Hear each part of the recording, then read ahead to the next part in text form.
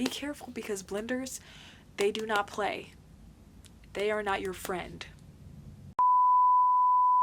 Hey guys, welcome back to my channel. Today's video is going to be a story time of how I got stitches in my arm and I got basically cut by a blender. So let's get started. This is gonna be the craziest, most embarrassing story of my life. Nobody's gonna believe it. But basically, I woke up one morning, I was running late to work, and I wanted to make a juice, or not even a juice, a smoothie. Got everything out, and the funny thing about it is I was using the small blender cup, not the big blender. I was using a small blender cup that doesn't even have an actual like full blade in it, blending. So I got all the stuff ready. The blender pieces, I got the small blender from on top of the fridge and I put the big blender back on top, but I didn't secure the actual blades inside of it, and I put it back on top of the fridge and then push it all the way back. Blended my smoothie, put the protein stuff inside, and guys, the big blender, I'm gonna insert a picture of the actual blender. This is the actual blender. Those are the blades inside. I got the blades stuck inside, so that's why I had to take a picture of the blades inside the blender because I couldn't get the blades out after this accident.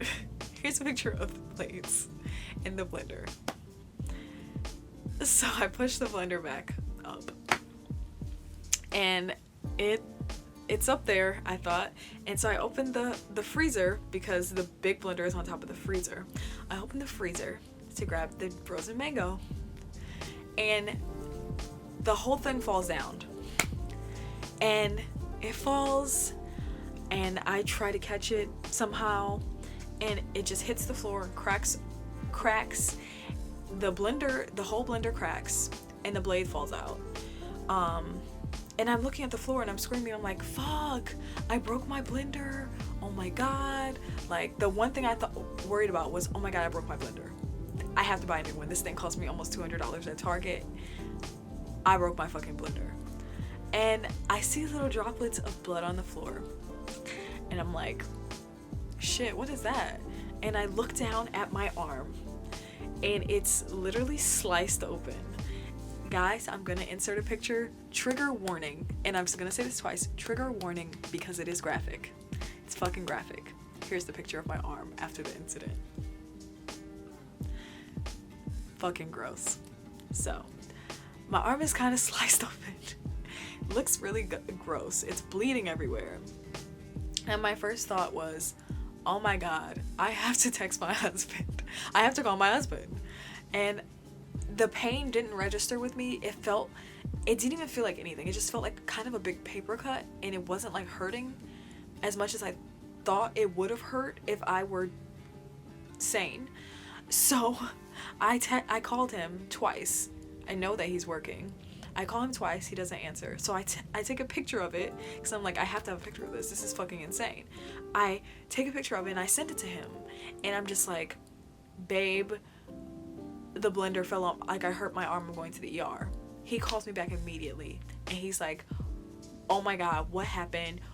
Are you okay? What did you do? And I'm just like explaining to him, and he says like, okay, I'm gonna drop these people off and I'm gonna be on my way and I'll meet you at the hospital because we live around the corner from the ER. And he texts me and says, I'm on my way. Guys, and the whole time I'm thinking I have to be at work in like an hour. So I call my boss, and this is before I go to the hospital, before I even bandage my freaking arm. It's still dripping blood, and I grab a kitchen towel and wrap it around my arm. So I call my boss and I'm just like, oh my god, I can't come in today. And I break down and start crying, and I'm just like, thank you, motorcycle. I call my boss and I break down crying, and I'm just like, I can't come into work today because I sliced my arm open. And she's like, oh my god, are you okay? And I'm crying. And I'm just like, yes, but I have to go to the ER and I don't know if I can come in today. And she's like, it's okay, I wish I could go with you. And I'm just like, she cares. But if they really cared at my job, they wouldn't make me have to find a replacement for my shift. Anyways, back to the dripping bloody arm. I call her, she says it's fine, go to the ER. And of course I still don't go to the ER. I run downstairs to my freaking landlord, dripping blood on my neighbor's fucking welcome mat, And I'm just like, my arm, because my landlord's like a nurse. She's like, I'm like, my arm, can you bandage it? And she's like, what did you do? What did you do? And I'm like, the blender fell on my arm. Nobody seems to believe me when I say this. The fucking blender fell on my arm. The blender fell on my arm. Oh my gosh. And she takes the kitchen towel off and she's like, oh, I can't do anything with this. And she tries to clean it, but it just keeps bleeding. And she just ties a gauze around it. She's like, you need to go to the emergency room. So at that point, I'm like, maybe I should definitely go to the emergency room because there's no getting away with just slapping a band-aid on this bitch. So I put on my coat, and I put on my jacket, I put on my shoes, and thankfully she bandaged my arm or I would have blood all over my clothes. And I walk to the emergency room. And by the time I get there, Anis, my husband, he's there too. He like goes in with me or whatever. And he's like, how did you do this? Like, literally, how did you do this? And I just tell him what happened. He's like, you need to be more careful. And I was so scared for you. And I'm just like, I was scared for me too. So I get in there and I explain to because when you go into the emergency room, you have to tell them what you're there for. I explain to them what happened. I show them a picture and they're like, oh my god, how did you do that? And I tell them the story and they think it's unbelievable and it's a mess, and I'm like, I agree. So I go in, I get to see the doctor and the nurse, and I show them my arm and they're like, oh my god, how did you do that? And I tell them what happened, and again they laugh at me. They don't even laugh, they're just like, that's crazy. And Anis, my wonderful husband, doesn't want to come into the room because I'm getting stitches, y'all. Doesn't want to come into the room when I get stitches because he doesn't want to see the blood and he doesn't want to throw up. So we go in, I sit there, and they have to clean it and like wash it out, but they don't clean it first. They like dab at the blood and they tell me that they have to numb it. Guys, it was no joke. It was very painful, the numbing part. So they take this skinny little needle and they have to inject the numbing stuff. So she goes into my cut, guys. She goes into my freaking cut. She goes into my cut and she's like, I have to get the nerve endings so it doesn't hurt when you get the stitches, but this is gonna sting a little bit. And I'm just like, great. Great. Oh, but before those shots, I got a tetanus shot in my arm because I couldn't remember if I had one, and no one seems to want to check medical records here. So they're like, if you get another tetanus shot, it's not gonna change anything. You're just gonna be like super prepared for whatever happens with this. And I'm like, okay, that's fine. So she gives me a tetanus shot and she's like, your shoulder's gonna be sore and your muscles are gonna be sore for a couple days. I'm like, that's fine. And then comes the needle with the numbing shit in it. And she opens my arm and she sticks it in there, and guys, my arm felt like it was on freaking fire. It was on fucking fire, literally. And she does this six times, period. She does it 6 times, and every single time, because she told me the first time it's gonna burn a little bit, but it'll be over in a second. And I thought that was for all of the shots all together, like the first injection and then no more pain. No. Every single time she shot it into my cut, I felt a burning sensation. My arm felt like it was on fucking fire. And I hadn't eaten anything or eaten much that day at all. And I felt kind of nauseous and dizzy. Because guys, I didn't get to drink that smoothie that I made. And so another doctor comes in and he brings me a donut and some water. I eat one-handed in a drink. And she starts to clean me out. And I have my arm up here and I'm just like, I cannot watch this. So I turn on Netflix on my phone and I watch Grace and Frankie. I'm watching Grace and Frankie and she's like pouring, I could feel like my arm filling up as she poured like water and like everything, like solution she used to clean my arm out. And then she started stitching it up. And guys, she had a real needle and thread, and I was like, I'm definitely not ready for this.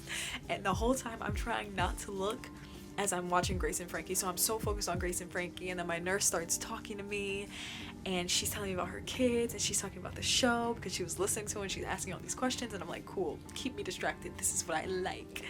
And guys, my arm was numb, so I can't feel like the needle and the thread and the pain that I would feel if it wasn't numb, but I could feel the tugging as she was like pulling and tying it together and threading the needles in and out. I could like hear it, and I could just feel it tugging on my arm, and it felt so fucking gross.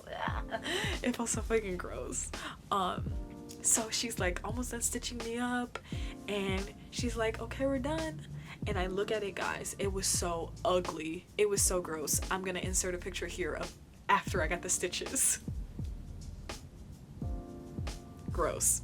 So she does the stitches are good to go, and she bandages my arm up, and she's like, keep this on for 2 days, don't get it wet, don't get anything on it, keep it clean, and after 48 hours unwrap it and then clean the stitches every day. And I have to keep the stitches for 7 to 10 days. And she's like, clean it every day with a little bit of soap and water, and then make sure the stitches are clean and bandage it back up. So I did that for 7 to 10 days, and then I went back to the emergency room to get the stitches taken out. And guys, they cut the stitches, they were cutting the stitches out, and the nurse who did it accidentally cut like a butterfly stitch that she didn't know it was a butterfly stitch, and part of my cut fell back open, and I saw the skin like just in this, it was like not even a scab, it was like some crust, and the skin just flipped back, and I'm just like, oh my god, ill. So she's like, oh, I didn't realize that was a butterfly stitch. She did a good job stitching, but I'm gonna put some of these sticky tapes on it. So she slaps on about 12 of those things, guys. 12, like it was a lot of sticky tape. She slaps on about a whole bunch of sticky tape, and I'm thinking in my head, I have to pull this off and it's gonna get stuck. And she's like, no, these usually fall off by themselves in 2 to 3 days. I said, okay, we'll see. Went home. 2 to 3 days later, they're still on there, and they're sticky as hell, and my arm is itching. Can't scratch though, so I'm itching. And she's told me to come back in 3 to 4 days to see how the wound healed and whether I have like an infection. So it was a wound check. So we go back to the emergency room, and the doctor is like, she put a lot of these on, she put too many of them on. So he got a little bit of warm water, and he's like peeling them off, and I'm like, ow. So he gets them off, and here's a picture of after he takes off the sticky tape. Examine exhibit A. After the sticky tape, and I'm just like, great. And he cleans it with warm water, because I'm not allowed to put soap because it'll dry it out, and it's not fully healed yet. So he cleans it with a little bit of warm water, and then he wraps it, and he gives me this gauze, and he's like, you have to clean it once a day, and you have to put this antibiotic ointment on it, and make sure you put a thick layer, and then wrap the gauze in like, not in like double wraps or whatever, just because we want it to breathe. So he's like, you have to wrap it once a day, like clean it once a day, put the ointment on it, and then wrap it, and just do that every day for the next 2 weeks. So that's what I'm in the process of doing now, guys, and I will give you guys an updated picture of my arm. This is about a week after I was told that it's healing and I put the ointment on. But yeah, guys, be careful, because blenders, they do not play. They are not your friend. They're not your friend. They will cut you. Be careful with your blender. I hope you guys enjoyed this video. I hope you guys take caution with your blender, and be safe out there. Wear mittens if that's the case. I don't know, but be careful. Hope you guys enjoyed this video. Give a like. Subscribe, that would mean the world to me, and let me know in the comments if you had some disaster stories with your blender, or any knives, or anything like that. I love you guys. Thanks for watching, and I'll see you again in my next video. Peace.